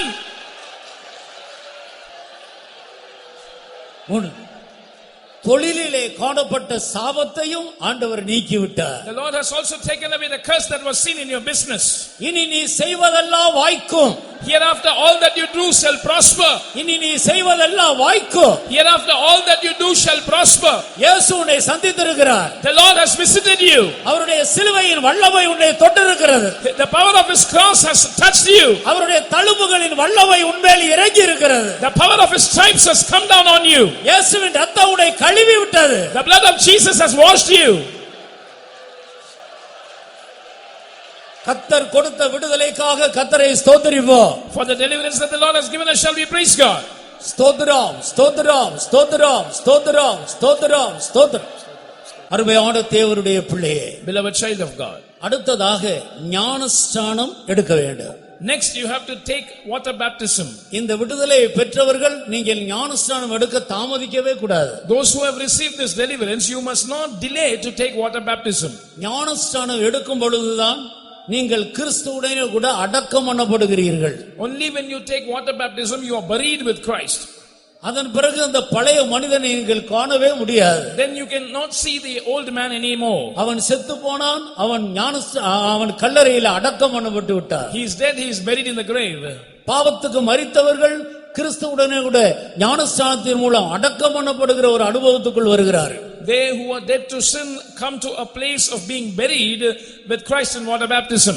ஆதாமுக்குள் காணப்பட்ட அந்த கீழ்ப்படியாமையின் ஜென்ம சுபாவம் அங்கே ஒரு மனிதனை விட்டு நீங்குகிறது. There the nature of sin or the disobedience of Adam that is seen in a man is removed. ஞானஸ்நானம் எடுத்த பிறகுதான் ஒவ்வொரு வசனத்துக்கு கீழ்ப்படியக்கூடிய அந்த கிருபையை அவன் பெற்றுக்கொள்கிறார். Only after taking water baptism he receives the grace to obey every word of God. இதோடு கூட பழைய வாழ்க்கைக்கு ஒரு முடிவு உண்டாகிறது. With that there is an end to his old life. இப்பொழுது கர்த்தர் உன்னை அபிஷேகம் பண்ணுகிறார். Now the Lord anoints you. தேவனுடைய ஆவி உனக்குள்ளே இறங்குகிறது. The spirit of the Lord comes to dwell within you. அபிஷேகத்தின் மூலம் தான் நாம் இயேசுவோடு கூட ஒன்றாக இணைக்கப்படுகிறோம், இசைந்து வாழ இணைக்கப்படுகிறோம். Only by the anointing we are united with Jesus to live in synchronization with him. வேசியோடு இசைந்திருக்கிறவன் அவளோடு ஒரே சரீரமா இருக்கிறது போல இயேசுவோடு இசைந்திருக்கிறவன் அவரோடு ஒரே ஆவியாக இருக்கிறார். Just like he that is joined with an harlot is one body with her, he that is joined with Jesus is one spirit with him. இனி பரிசுத்த ஆவியினுடைய அபிஷேகத்தின் மூலம் அந்த தேவ ஆவியானவர் நம்முடைய ஆவியை தன்னுடைய கட்டுப்பாட்டுக்குள்ள கொண்டு வருகிறார். Through the anointing of the Holy Spirit, the Spirit of God brings our spirit under his control. இனி ஒவ்வொரு நாளும் நாம் அல்ல, அவர்தான் நம்மை நடத்துவார். Hereafter every day we will not lead ourselves, he will lead us. உன் கைகளை நீட்டுவாய், வேறொருவன் உன் மனதின் அறையை கட்டி உனக்கு இஷ்டமில்லாத ஆண்டவருக்கு இஷ்டமான பாதையில நடத்துவார். You will stretch forth your hand, another will gird the loins of your mind, and he will lead you in a way that you don't like, but the way that Lord likes. இந்த அபிஷேகத்துக்கு கீழ்ப்படிந்து நடப்பதின் மூலமாகத்தான் ஒரு மனிதன் இயேசுவோடு கூட ஒரே ஆவியாக இணைந்து வாழக்கூடிய கிருபையை அவன் பெற்றுக்கொள்கிறார். A man receives the grace to live as one spirit with the Lord only when he obeys to this anointing. அடுத்ததாக எபேசியர் 2ஆம் அதிகாரம் 21வது வசனத்துக்கு வரும் பொழுது மூன்றாவது ஒரு இசைவை குறித்து அந்த வசனம் நமக்கு சொல்லிக் கொடுக்கிறது. When we come to Ephesians chapter 2 and verse 21, the word of God speaks about a third experience of being joined. வாசியுங்கள். அவர் மேல் மாளிகை முழுவதும் இசைவாய் இணைக்கப்பட்டு கர்த்தருக்குள் பரிசுத்த ஆலயமாக எழும்புகிறது. In whom all the building fitly framed together groweth unto an holy temple in the Lord. அபிஷேகத்தின் மூலமாக தேவனுடைய பிள்ளைகள் ஒருவரோடு ஒருவர் இசைந்து ஏகமாக கட்டப்படுகிற ஒரு அனுபவத்துக்குள் ஆண்டவர் கொண்டு வருகிறார். Through the anointing, the Lord brings the children of God into an experience of being fitly framed together or being joined with one another. நாம் தனித்தனியே அபிஷேகம் பெற்றவர்கள் தேவனுடைய ஆலயமாக இருந்தாலும் நாம் எல்லாரும் சேர்ந்து ஒரே ஆவியினால் நடத்தப்பட்டு கீழ்ப்படியும் போது நாம் எல்லாரும் வாசஸ்தலமாக மாறுகிறோம். Though individually we who have received the anointing of the Holy Spirit are the temple of God, when we are led by the one Spirit and when we obey to that Spirit, we are united and we become an habitation. அநேகராகிய நாம் கிறிஸ்துவின் ஒரே சரீரத்தின் அவயவங்களாக இணைக்கப்படுகிறோம். We who are many are unified to become members of the one body of Christ. நம்முடைய சரீரத்தில் அநேக அவயவங்கள் இருக்கிறது. There are many members in our body. எல்லா அவயவங்களும் இந்த ஒரே ஆவியினால் கட்டுப்படுத்தப்படுகிறது. Every member is controlled by this one Spirit. அபிஷேகம் பெற்ற எல்லா தேவனுடைய பிள்ளைகளும் கிறிஸ்துவின் சரீரத்தின் அவயவங்கள். Every spirit baptized child of God is a member of the body of Christ. தேவனுடைய ஊழியர்கள் தலையில் இருக்கிற அவயவங்கள். The servants of God are the members in the head. தேவனுடைய ஜனங்கள் சரீரத்தில் காணப்படுகிற அவயவங்கள். The people of God are the members in the body. எல்லாரும் ஒரே ஆவியினால் கூட்டி கட்டப்பட்டு எழுப்பப்படுகிறோம். We are all built together, fitly framed by the one Spirit. ஆனபடியால் நாம் எல்லாரும் ஒருவரோடு ஒருவர் இசைந்த ஆத்துமாக்களாய் நாம் ஒன்றாய் வாழ வேண்டும். So we must live together as souls that have been united. முதல் நூற்றாண்டு காலத்தில் திரளான கூட்டத்தாராகிய அவர்கள் எல்லாரும் ஒரே இருதயமும் ஒரே மனமும் உடையவர்களாக இருந்தார்கள். In the times of the first century, they who were a great multitude lived in unison, being with one mind and one heart. அப்போஸ்தலர் நடவடிக்கையின் புத்தகம் 4ஆம் அதிகாரம் 32வது வசனத்தை வாசியுங்கள். Read Acts chapter 4 verse 32. விசுவாசிகளாகிய திரளான கூட்டத்தார் ஒரே இருதயமும் ஒரே மனமும் உள்ளவர்களாய் இருந்தார்கள். ஒருவனாகிலும் தனக்குள்ளவைகளில் ஒன்றையும் தன்னுடையது என்று சொல்லவில்லை, சகலமும் அவர்களுக்கு பொதுவாய் இருந்தது. And the multitude of them that believed were of one heart and of one soul. Neither said any of them that aught of the things which he possessed was his own, but they had all things common. இவர்கள் எல்லாரும் ஒரே இருதயமும் ஒரே மனமும் உடையவர்களாக இருந்தார்கள். They had one mind and one heart. கூட்டமோ திரளான கூட்டம். It was a great multitude by number. ஆனால் இருதயமோ ஒன்று. But the heart was one. அவர்கள் எல்லாருக்கும் மனது ஒன்று. They had one mind. அந்த திரளான கூட்டத்தாரை யாரை விசாரித்தாலும் ஒருவர் என்ன பிரதியுத்தரம் கொடுக்கிறார்களோ அந்த திரளான கூட்டத்தில் உள்ள அத்தனை பேரும் அதைத்தான் சொல்லுவார்கள். If you inquire any member of that group, everyone would give the same answer for that question. இதற்காகத்தான் இயேசு கிறிஸ்து பிதாவை நோக்கி, பிதாவே இவர்கள் எல்லாரும் ஒன்றாய் இருக்கும்படி நீர் எனக்கு தந்த மகிமையை நான் இவர்களுக்கு கொடுத்தேன் என்று சொன்னார். It is for this cause that Jesus prayed to the Father saying that like we are one so that they may also be one, I have given the glory which you gave me. பரிசுத்த ஆவியினுடைய அபிஷேகத்தின் மூலம் நம்முடைய கரடு முரடான சுபாவங்கள் நம்மை விட்டு கொஞ்சம் கொஞ்சமாக நீக்கப்படுகிறது. By the anointing of the Holy Spirit, our rough and tough character is gradually removed from us. இப்படி சுபாவங்கள், பொல்லாத சுபாவங்கள் நீக்கப்பட்டு கிறிஸ்துவனுடைய நல்ல சுபாவங்கள் நமக்குள்ள உருவாக்கப்படும் போது நாம் எல்லாரும் ஒரே இருதயத்தையும் ஒரே மனதையும் உடையவர்களாக மாற முடியும். Such evil characters, when they are removed from us by the Holy Spirit, and when we get the character of Christ, we can become a people of one heart and one soul. அதற்குத்தான் எப்போதும் பரிசுத்த ஆவியினாலே நிரம்ப வேண்டும், அந்நிய பாஷை பேச வேண்டும் என்று நம்முடைய பாஸ்டர் அடிக்கடி நம்மை கட்டாயப்படுத்தி கொண்டிருக்கிறார். That is why our pastor is strictly emphasizing that we must always get filled in the Spirit and speak in tongues. பரிசுத்த ஆவியானவர் மட்டும்தான் நம்மை ஒரே இருதயத்துக்குள்ள ஒரே ஆவிக்கு மனதுக்குள்ள கொண்டு வர முடியும். Only the Holy Spirit can bring us into one mind, one heart. அவருக்கு கீழ்ப்படுகிறவர்கள் மட்டும்தான் அந்த அனுபவத்தை பெற்றுக்கொள்ள முடியும். Only those who obey the Holy Spirit can come into that experience. அதற்குத்தான் எப்போதும் ஆவியினால் நாம் நடத்தப்பட வேண்டும். That is why we have to be always led by the Spirit. பரிசுத்த ஆவியின் கட்டுப்பாட்டுக்குள் நாம் அடங்கி இருக்க வேண்டும். We must abide under the control of the Holy Spirit. தேவ ஆவியானவருடைய நடத்திப்பு இல்லாமல் நாம் ஒன்று செய்யக்கூடாது. We must not do anything without the guidance of the Holy Spirit. அவர் சகலவற்றையும் குறித்து நமக்கு போதிக்கிறவராக இருக்கிறார். He teaches us all things. ஆனபடியால் ஆவிக்குரிய தேவனுடைய ஜனங்கள் முந்தின காலம் போல் அல்ல, இனி உள்ள காலங்களில் எப்போது நாம் ஆவியானவருக்கு கீழ்ப்படிந்து ஆவிக்குள்ளாகிக் கொண்டே இருக்க வேண்டிய காலம். So spiritual children of God cannot live like before. In these end times, we must always be filled in the Spirit and always be obedient to the Spirit. நான்காவதாக இன்னொரு இசைவை குறித்து வேதம் நமக்கு போதிக்கிறது. Fourthly, the word of God teaches us about another unification. எபேசியர் 5ஆம் அதிகாரம் 30-31 வசனத்தை வாசி. Read Ephesians chapter 5 verses 30 and 31. நாம் அவருடைய சரீரத்தின் அவயவங்களாயும் அவருடைய மாம்சத்திற்கும் அவருடைய எலும்புகளுக்கும் உரியவர்களாயும் இருக்கிறோம். இது நிமித்தம் மனுஷன் தன் தகப்பனையும் தன் தாயையும் விட்டு தன் மனைவியுடன் இசைந்து இருவரும் ஒரே மாம்சமாய் இருப்பார்கள். For we are members of his body, of his flesh and of his bones.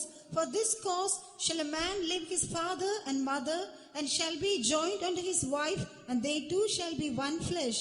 கர்த்தருக்கு ஸ்தோத்திரம். Praise be to God. கணவன் மனைவியினுடைய இசைவை குறித்து இங்கே சொல்லப்பட்டிருக்கிறது. Here it is spoken about the unification between a husband and wife. நீங்கள் விவாகம் ஆனவர்கள் கர்த்தருடைய வருகைக்கு போக வேண்டுமானால் இந்த வேத வசனத்தின்படி உள்ள ஒரு இசைவுக்குள்ளே ஒரு குடும்ப வாழ்க்கை செய்ய வேண்டும். If you who are married want to be caught up at the coming of the Lord, you must live a family life according to this word of God. ஒவ்வொரு புருஷனுக்கும் கிறிஸ்து தலையாக இருக்கிறார்.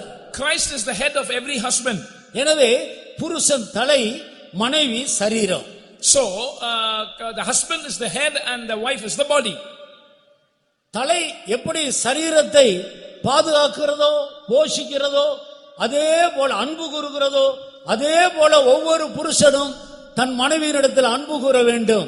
மனைவியினிடத்தில் அன்பு கூறுகிறவன் தன்னில் தான் அன்பு கூறுகிறார். Just like the head protects the body, loves the body and nourishes the body, every husband must do the same to his wife, for he that loveth his wife loves his own body. அப்படித்தான் கிறிஸ்து சபையை நேசிக்கிறார், போஷிக்கிறார், பாதுகாக்கிறார், பராமரிக்கிறார். This is how the Lord Jesus nourishes and cherishes and protects the church. எந்த மனுஷனுடைய தலையும் தன்னுடைய சரீரத்தை வெறுக்கிறதே இல்லை. No man's head will hate his body. சரீரத்தை புறக்கணிப்பதில்லை. It will not reject it as well. எவ்வளவு பலவீனமான சரீரத்தில் ஒரு அவயவம் காணப்பட்டாலும் அதை அவன் நேசிக்கிறான். அதிலிருந்து அதை விடுவிக்கிறதுக்கு என்னென்ன செய்ய வேண்டுமோ எல்லாத்தையும் அன்பு கூர்ந்து செய்கிறான். No matter how weak one part of his body might be, he loves it and he does everything in his capacity to deliver that member from its weakness. ஆனபடியால் குடும்பஸ்தர்கள் ஒரு தலை தன்னுடைய சரீரத்தின் அவயவங்களை எப்படி நேசிக்கிறதோ, கிறிஸ்து சபையை எப்படி நேசிக்கிறாரோ அதுபோல தன் மனைவியினிடத்தில் அன்பு கூற வேண்டும். So family people, like the head loves the body, like Christ loves his body, the church, husbands must love your wife. ஒவ்வொரு மனைவியும் தலைக்கு எப்படி சரீரம் கீழ்ப்படிந்து அடங்கி இருக்கிறதோ அதுபோல தன் புருஷனுக்கு கீழ்ப்படிய வேண்டும். Likewise, every wife must be subject to her husband, like how the body is subject to the head. எந்த காரியத்திலும் கீழ்ப்படிய வேண்டும். You must obey in any matter. சாந்த குணமுள்ளவர்களுக்கு மட்டுமல்ல, முரட்டு குணமுள்ளவர்களுக்கும் கீழ்ப்படிய வேண்டும். You must obey not only to those who are meek, but also to those who have a violent character.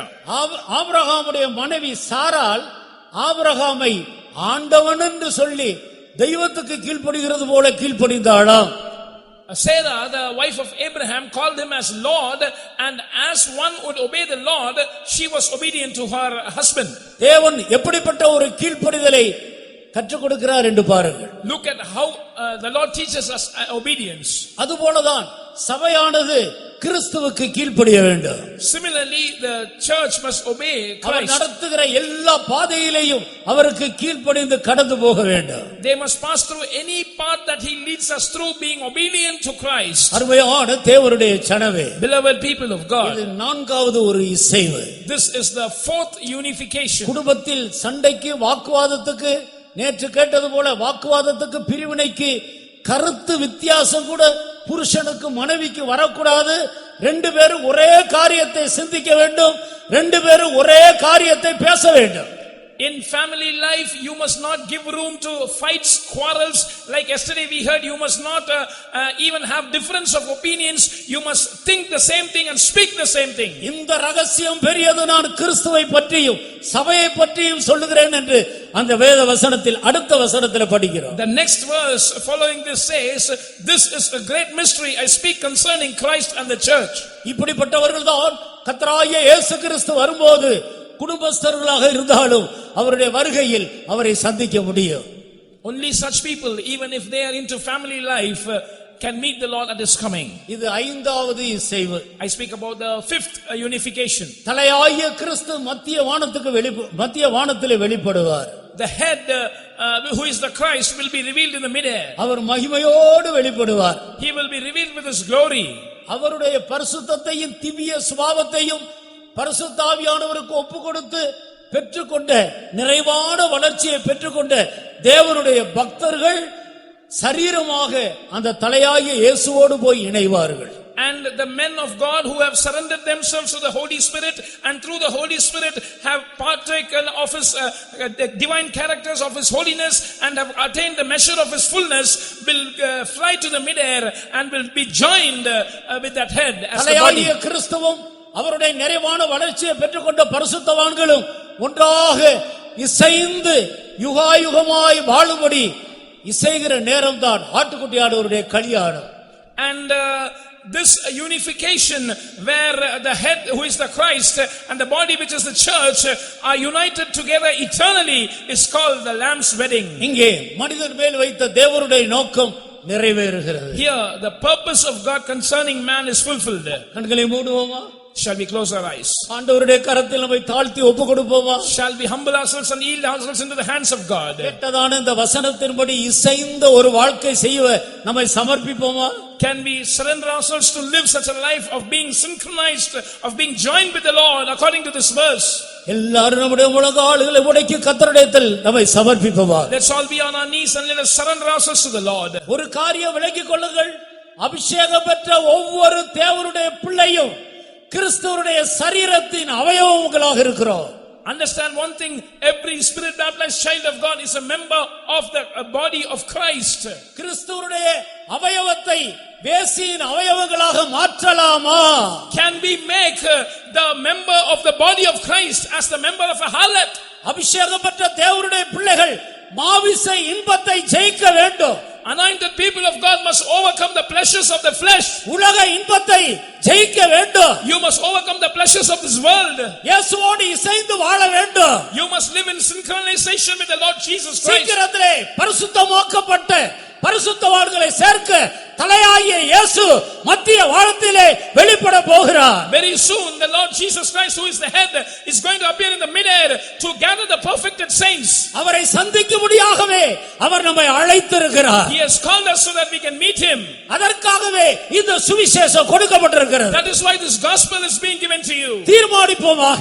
Let's make a decision. இந்த உபதேசத்தில் நிலைத்திருப்போமாக. Let's abide in this doctrine.